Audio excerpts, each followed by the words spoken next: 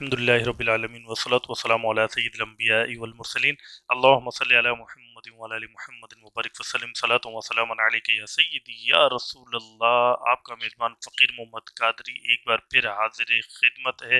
جہان رضا مسلسل کوشش کر رہا ہے کہ آپ کو معیاری پروگرام دکھائے جا سکیں جن میں علماء کرام تشریف لائیں اور آپ کے شرعی مسائل کے جوابات دیں اور ہم علم دین حاصل کرتے ہوئے اس ماہ مبارک کو گزار سکیں۔ آج کا پروگرام بھی بہت زیادہ اہم ہونے والا ہے اور اس میں جو موضوع ہے ناظرین کرام وہ انتہائی ضروری موضوع ہے کہ آج کے زمانے میں سوشل میڈیا پر ہم دیکھتے ہیں کہ دین سکھانے کے لیے بہت سارے لوگ آ گئے۔ تو آج ہم علامہ صاحب سے یہ جاننے کی کوشش کریں گے کہ ہمیں دین سیکھنا کن لوگوں سے ہے، کرائٹیریا کیا ہے، کیا ہر بندے سے ہم دین سیکھنے کے لیے بیٹھ جائیں؟ سوشل میڈیا پہ بیٹھا ہوا کوئی بھی شخص دین کی، قرآن کی، حدیث کی بات بتائے تو اسے ہم اپنا لیں یا اس کے لیے ہمیں خاص طریقہ کار اپنانا چاہیے؟ یہ بہت اہم اور خاص موضوع ہے، یہ نوجوانوں کو خاص طور پر میں عرض کروں گا کہ آج کا پروگرام ضرور دیکھیے۔ اور آج کے اس اہم پروگرام پر گفتگو کرنے کے لیے ہم نے حضرت علامہ مفتی محمد شفیق الرحیم خان دارالافتاء الفیضان کو دعوت دی ہے کہ وہ نوجوان عالم دین ہیں اور دور حاضر کے تقاضوں کو، دور حاضر کے معاملات کو بہت اچھے انداز میں جانتے ہیں، سمجھتے ہیں اور سمجھاتے بھی ہیں۔ لہذا ہم نے علامہ صاحب کو آج کے پروگرام میں دعوت دی ہے۔ علامہ صاحب کا مکمل بیان آپ نے سننا ہے، سوالات بھی ہوں گے حضرت سے، اور انشاءاللہ آج کے پروگرام میں ہم یہ جاننے میں کامیاب ہو سکیں گے کہ ہمیں دین متین کا علم کن سے حاصل کرنا چاہیے، کن سے ہمیں دین سیکھنا چاہیے۔ چلیں گے تلاوت قرآن مجید فرقان حمید کی طرف۔ ہمارے ساتھ موجود ہیں قاری طاہر حسین شاذلی صاحب، ان سے گزارش کروں گا کہ تلاوت قرآن مجید فرقان حمید سے ہمارے پروگرام کا آغاز فرمائیں۔ اعوذ باللہ من الشیطان الرجیم،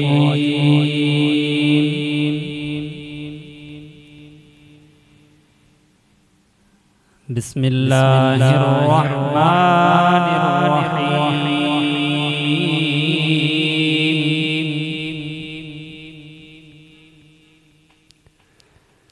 اقیم الصلاة لدلوک الشمس إلى غسق الليل وقرآن الفجر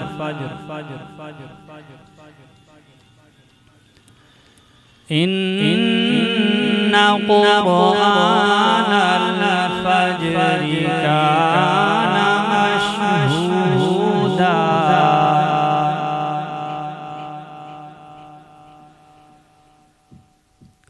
ومن الليل فتهجد به نافلة لك عسى أن يبعثك ربك مقاما محمودا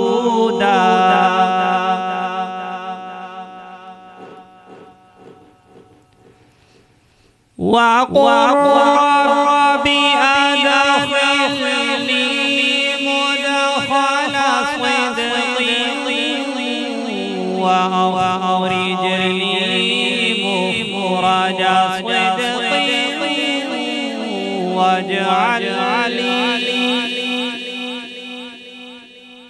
واجعل لي من لدنك سلطانا نصيرا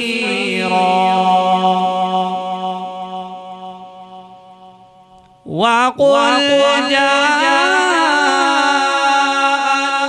الحق وزهق الباطل إن الباطل كان زهوقا صدق الله العلي العظيم۔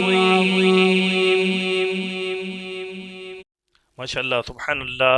قاری صاحب تلاوت قرآن مجید فرقان حمید فرما رہے تھے۔ ہمارے ساتھ موجود ہیں نوجوان ثناءخواں بلال اتاری، ان سے گزارش کروں گا کہ سرکار دو عالم نور مجسم علیہ السلام کی برگاہ میں اپنی عقیدتوں، اپنی محبتوں کے پھول نچھاور فرمائیں۔ میں لجپالا دے لڑیا میرے تو غم پرے لجپالا دے لڑیا میرے تو غم پرے میں لجپالا دے لڑیا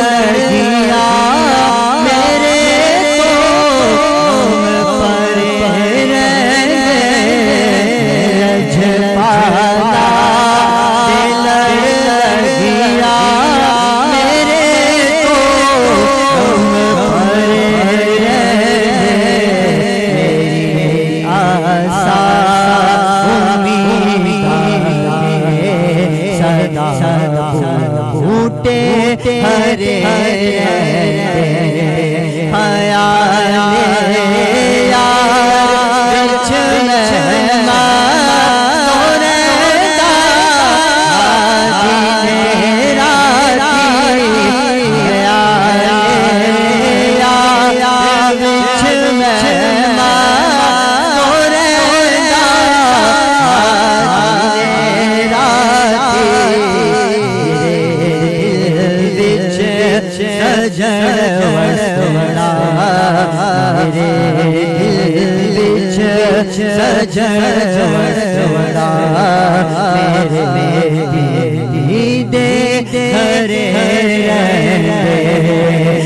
لجپالا لجپالا لڑ گیا لجپالا لڑ گیا تو غم پرے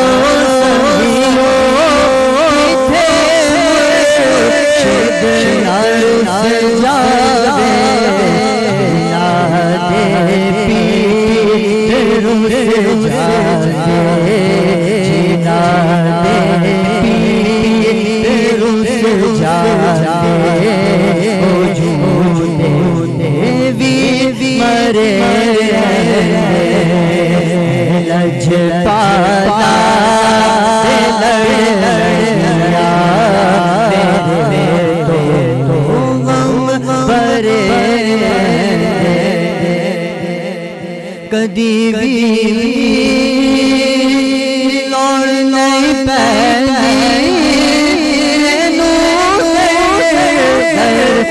جاوڑ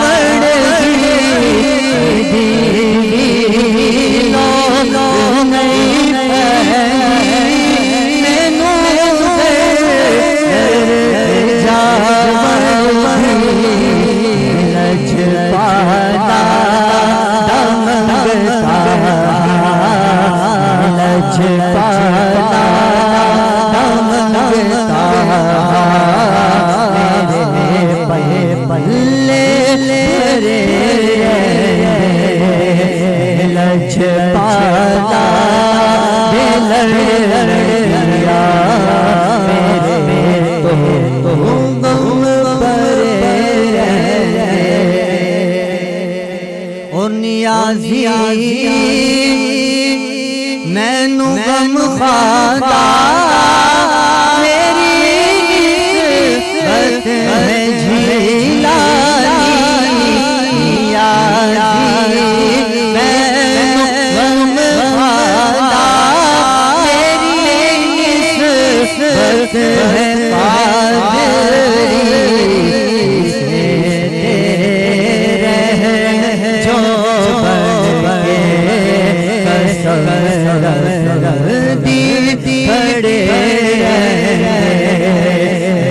لجپالا لجپالا لڑ لگیا لجپالا لڑ لگیا تو غم پرے آسان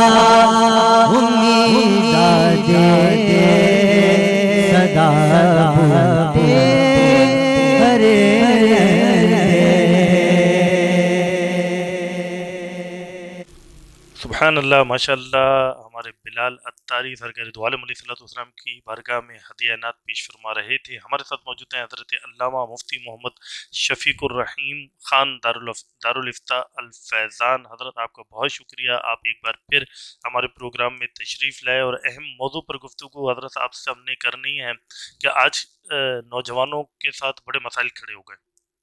سوشل میڈیا کا زمانہ ہے اور سوشل میڈیا پر جہاں دیگر خرافات ہیں وہاں ہم دیکھتے ہیں کہ دین سکھانے کے لیے بھی بہت سارے لوگ آ گئے ہیں. اور بالخصوص جو ہے وہ رمضان المبارک میں ہم دیکھتے ہیں کہ رمضان ٹرانسمیشنز ہوتی ہیں سوشل میڈیا پر بھی اور چینلز پر بھی، میڈیا پر بھی. تو وہاں ہم دیکھتے ہیں کہ اداکار ہیں، فنکار ہیں، گلوکار ہیں، وہ بیٹھے ہوئے ہوتے ہیں رمضان میں اور لوگوں کو دین سکھا رہے ہوتے ہیں. تو حضرت اس کے متعلق شرعی حکم کیا ہے؟ بسم اللہ الرحمن الرحیم، الصلاۃ والسلام علیک یا رسول اللہ وعلی آلک واصحابک یا حبیب اللہ. دیکھیں، دین سکھانے کے حوالے سے سب سے پہلے یہ سوال بہت اہم ہے کہ ہم کس سے دین سیکھیں، جی اور دیکھنا بھی چاہیے. ابن سیرین رحمۃ اللہ تعالیٰ علیہ کا قول ہے کہ انا ھذا العلم دین فانظروا عمن تاخذون دینکم. یہ جو علم ہے، علم دین ہے، یہ تمہارا دین ہے. جی یہ علم کی جو باتیں ہیں یہ تمہارا دین ہے. جی تم دیکھو، غور کرو کہ تم کس سے اپنا دین سیکھ رہے ہو. ظاہر ہے کہ اگر کسی بد مذہب سے ہم دین سیکھیں گے تو اس کی بد مذہبیت ہم میں آ سکتی ہے، گمراہ ٹھیک کن ہے. عقیدے ہم میں آ سکتے ہیں. اسی طرح اپنے اداکاروں کے حوالے سے پوچھا تو اگر کسی بے عمل شخص سے جو ہے وہ ہم دین سیکھیں گے، لا محالہ ہم میں اس کے اثرات آئیں گے. جی ہم دیکھتے ہیں کہ اداکار جو ہے وہ صرف رمضان تک پورے باقاعدہ جو ہے وہ اہتمام کے ساتھ دین کی باتیں کر رہے ہوتے ہیں اور دین کی باتیں سکھا رہے ہوتے ہیں. تو ان کا جی سکھانا اس طور پہ غلط نہیں، ذاتی طور پہ تو وہ اچھا ہی کام کر رہے ہوتے ہیں، لیکن چونکہ سننے والا اس کا اثر لے رہا ہوتا ہے اور سننے والا اس شخص کو دیکھ رہا ہوتا ہے، اس کو فالو بھی کر رہا ہوتا ہے جی کہ یہ شخص مجھے جو دین سکھا رہا ہے وہ دین کی بات ہے، وہ سنتا ہے. اس کے بعد پھر جب باقی 11 مہینے وہ دیکھتا ہے تو وہ ناچ گانوں میں لگا ہوا ہے، بے پردگی میں لگا ہوا ہے. تو جب ایسے شخص سے بندہ دین سیکھتا ہے اور ایسے شخص کو بندہ فالو کرنے لگتا ہے تو پھر اس سے نقصان ہوتا ہے، جی اور بالکل. نقصان یہی ہوتا ہے کہ بندہ خود بھی بے عملی کی طرف جاتا ہے. اچھا حضرت، اس میں ایک خدشہ یہ بھی تو رہے گا نا کہ وہ ظاہر عالم دین تو نہیں ہے، وہ قرآن اور حدیث کے جاننے والے تو نہیں ہیں. اب وہ جو بیٹھ کے جو ہمیں دینی اور شرعی مسائل بتا رہے ہیں وہ پتہ نہیں صحیح بھی ہیں یا نہیں ہیں. جی یہ میں بھی تو ایک بہت بڑا خدشہ رہے گا. جی یہ بات بھی ہے، میں بھی اسی طرف آتا کہ ظاہر ہے کہ جب بندہ مستند نہیں ہے جی تو اس کی بات کا بھی اعتبار نہیں ہے. ٹھیک ہے، بالکل اچھا، بے پھر شک. بہت زیادہ احتمال ہے کہ غلطیاں کرے. جی بالکل. فاسق کو اپنا امام بنانے کو علماء نے منع کیا، جی اسی وجہ سے منع کیا نا کہ فاسق، چونکہ فاسق کون ہوتا ہے؟ جو گناہ کرتا ہے، خاص جی طور پہ فاسق مولن جو اعلانیہ گناہ کرتا ہے.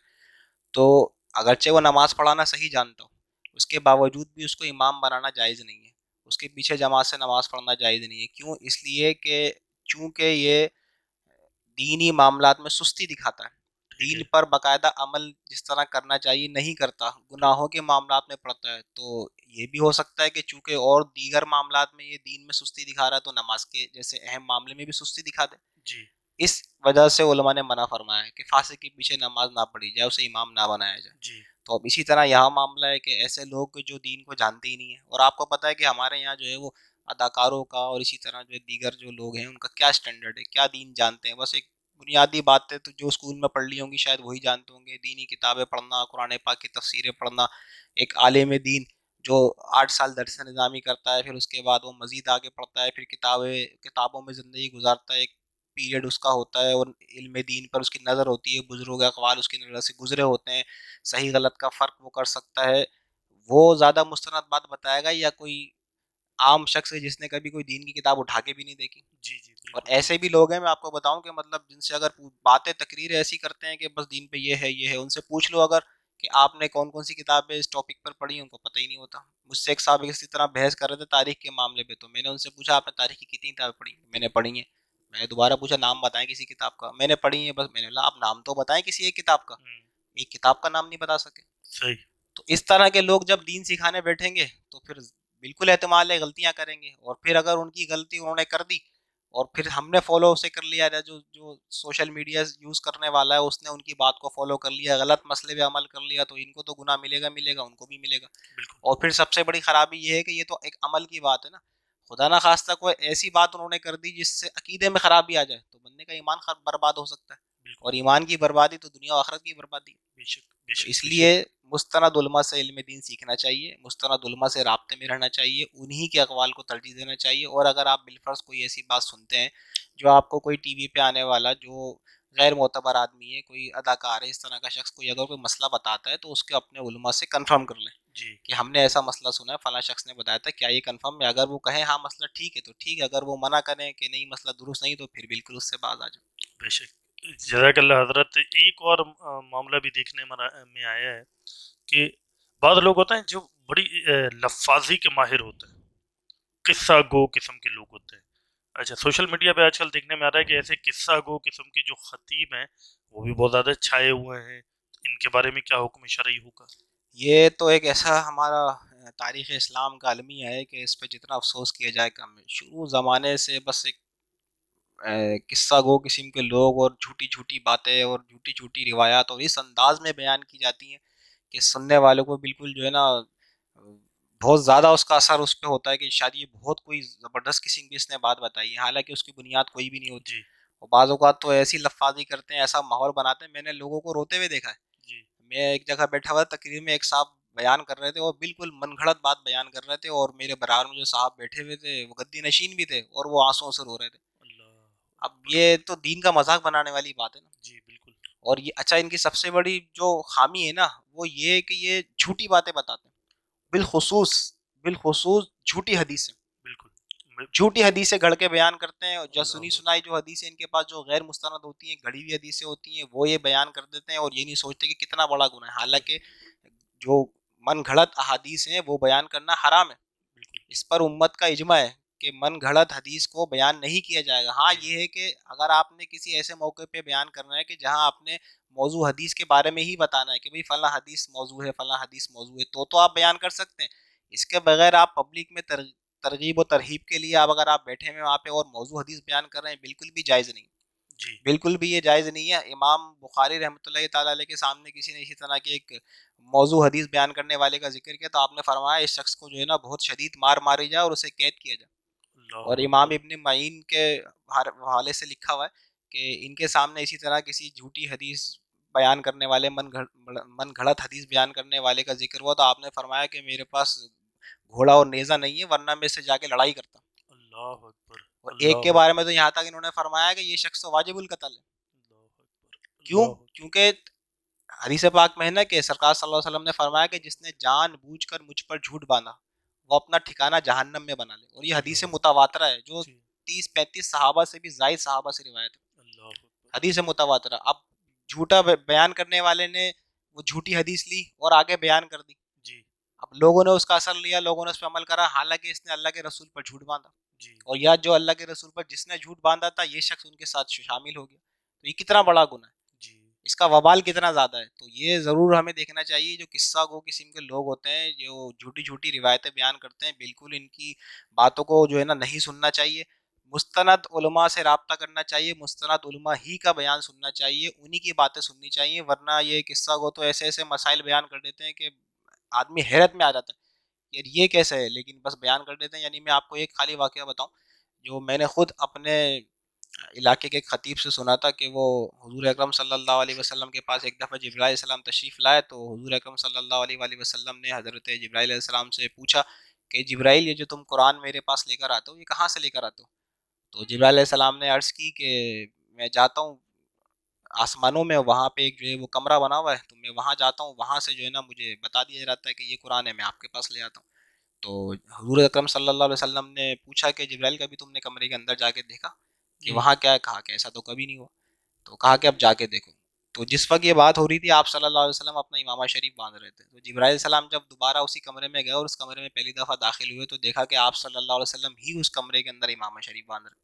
اللہ اکبر اچھا اب یہ ایسا واقعہ ہے کہ جو میں خود بتا رہا ہوں کہ میں نے سنا ہے، اور یہ کئی خطبہ بیان بھی کرتے ہیں، لیکن فتاوی فیض رسول کے اندر لکھا ہے کہ یہ واقعہ بیان کرنے والے کے اوپر حکم کفر ہے، اللہ اکبر، دیکھیں وہی الہی جو اللہ تبارک و تعالیٰ عطا اللہ فرما رہا ہے، اکبر، یہ انہوں نے جو ہے اللہ نا اس مقام پر جو ہے وہ کمرہ بنا دیا اور وہاں پہ آپ صلی اللہ علیہ وسلم کو پہنچا دیا. اللہ کتنی شدید بات ہے. اللہ اکبر، تو اللہ یہ اس طرح کے جھوٹے بیان کرنے، جھوٹے قصے بیان کرنے والے، جھوٹی روایتیں بیان کرنے والے، ان کو بالکل بھی نہیں سننا چاہیے. پھر کہوں گا مستند علماء سے رابطہ کریں، انہی کے بیان سنیں، انہی کی باتوں کو فالو کریں، ادروائز دوسروں کے لوگوں کی باتوں میں خطرہ ہی رہے گا.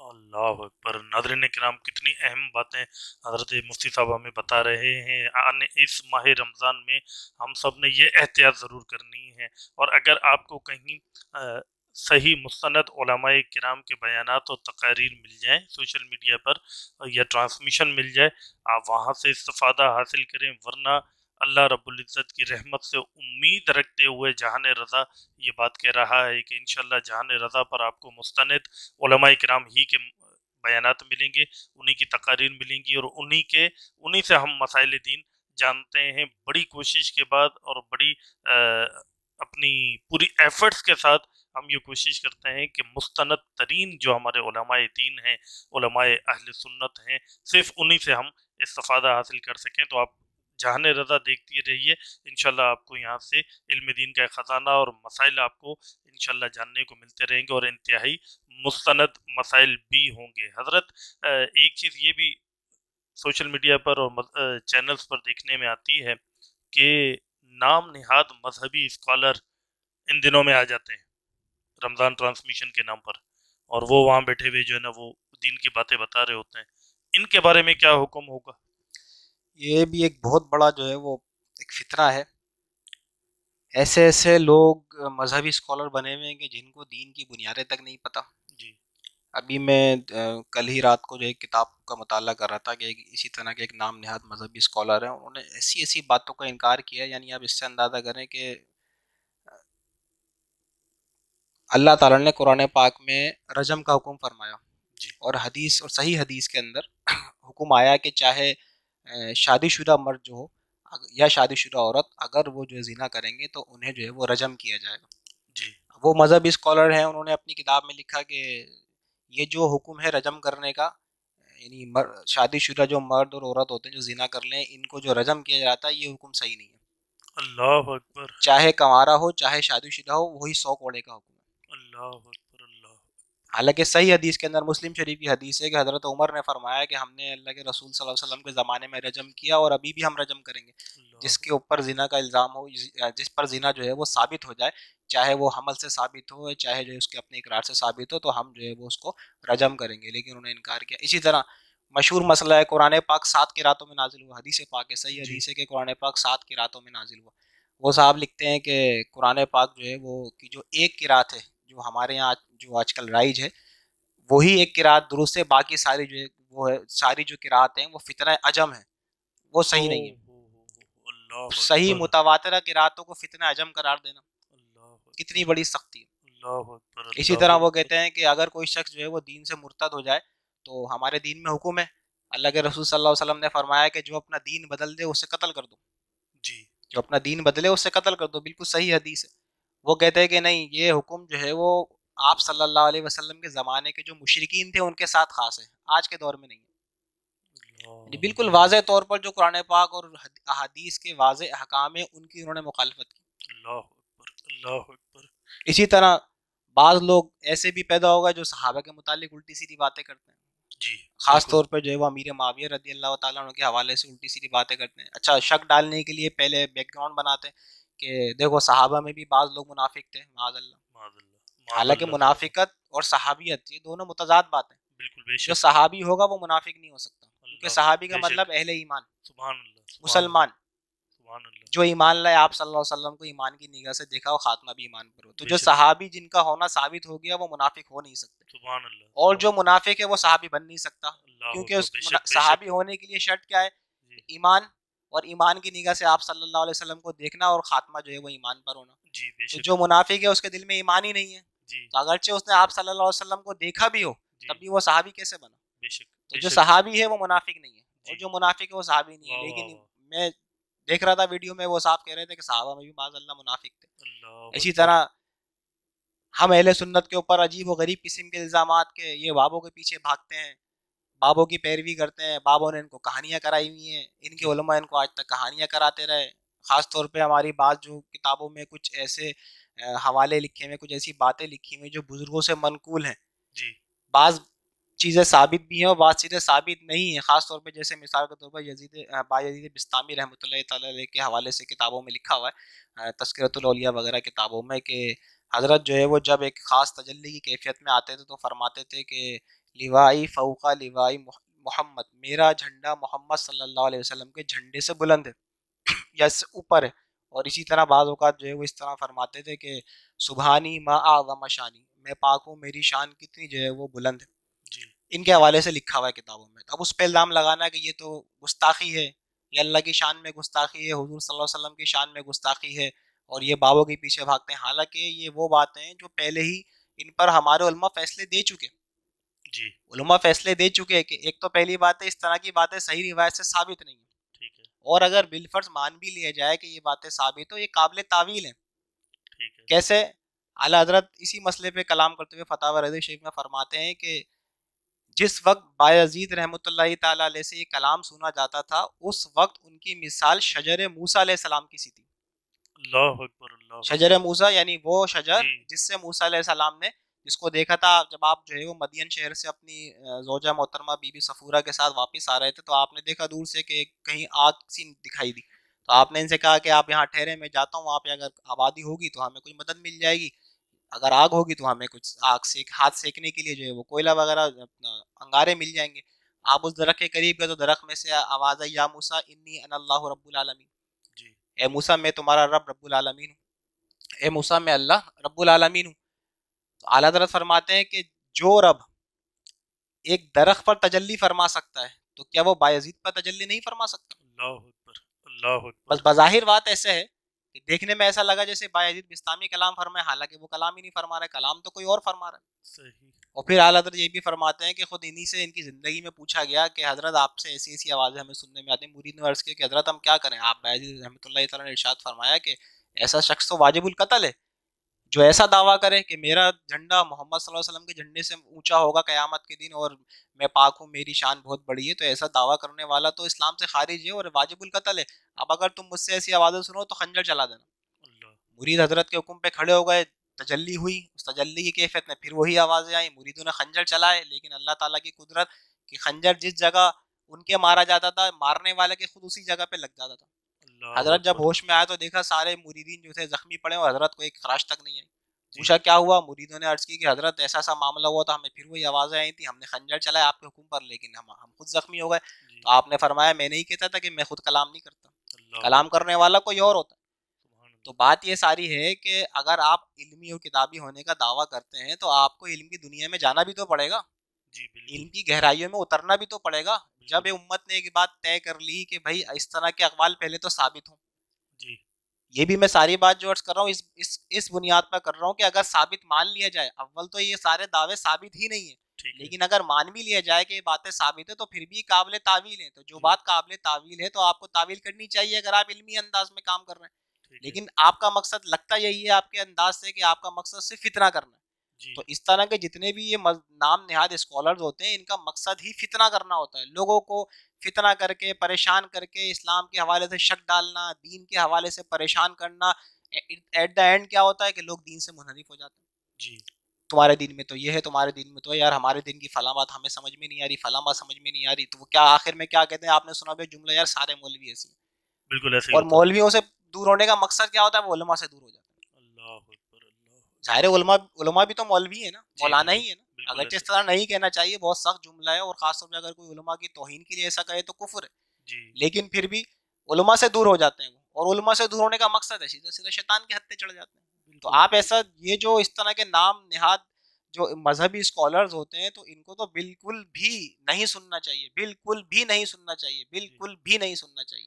جزاک اللہ جزاک اللہ. حضرت یہاں میں ایک اور سوال بھی میرے ذہن میں آ رہا ہے کہ جہاں آپ نشاندہی فرما رہے ہیں اور ہماری تربیت فرما رہے ہیں کہ ہمیں کن لوگوں سے رہنمائی حاصل کرنی ہے، ناظرین کرام کے لیے ایک اہم چیز یہ بھی میرے ذہن میں آ رہی ہے کہ ابھی جیسے آپ نے بزرگان دین کا تذکرہ کیا تو اہل تصوف ہیں یہ بزرگان دین، اس تصوف کو لے کے حضرت ہم سوشل میڈیا پر دیکھتے ہیں کہ ناچ گانے ہو رہے ہیں، دھمالے ہو رہی ہیں، قوالیوں کی محافل ہو رہی ہیں، پیسے لٹائے جا رہے ہیں، عورتیں ہیں اور وہ سارا، اور یہ سب کچھ جو ہے وہ حضرت یہ تصوف کے نام پر ہو رہا ہے، تو اس کے بارے میں شرعی حکم کیا ہوگا؟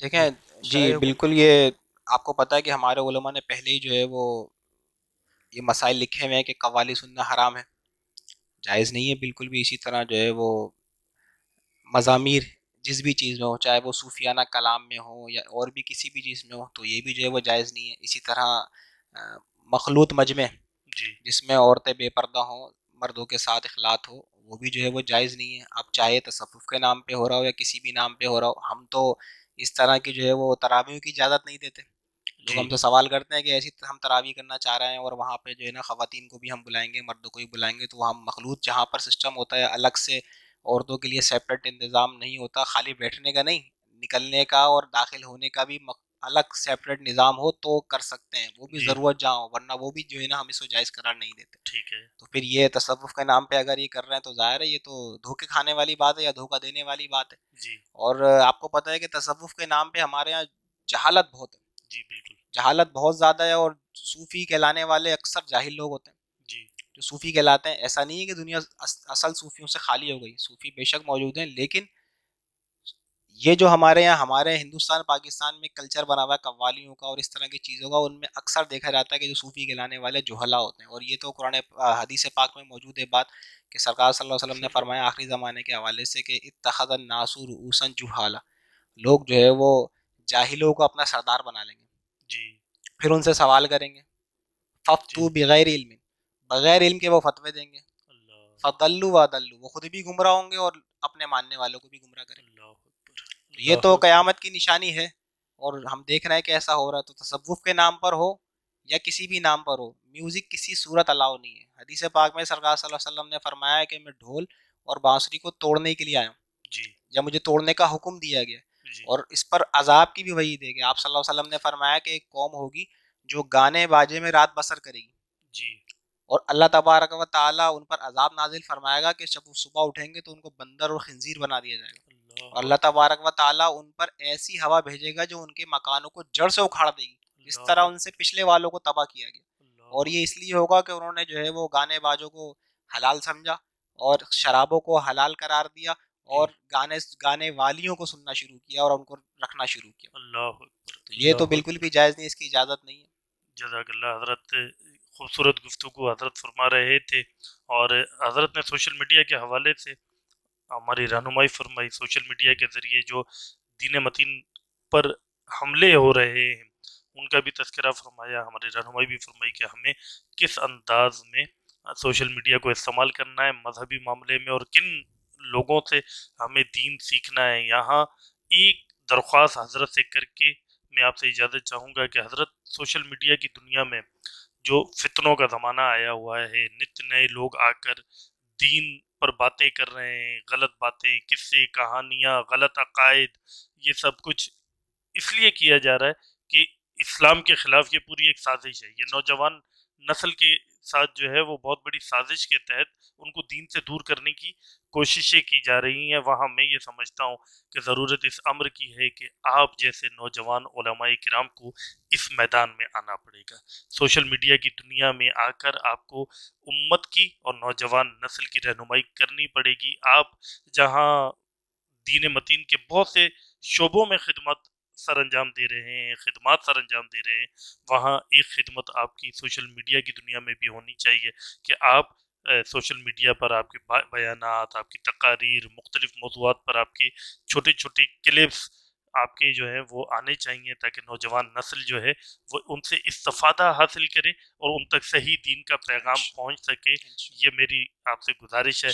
انشاءاللہ امید ہے کہ آپ اسے قبول فرمائیں گے. ناظرین کرام، اپنے میزبان فقیر محمد قادری کو اجازت دیجیے. انشاءاللہ کل اسی چینل پر اسی وقت آپ سے پھر ملاقات ہوگی. والسلام علیکم ورحمۃ اللہ وبرکاتہ.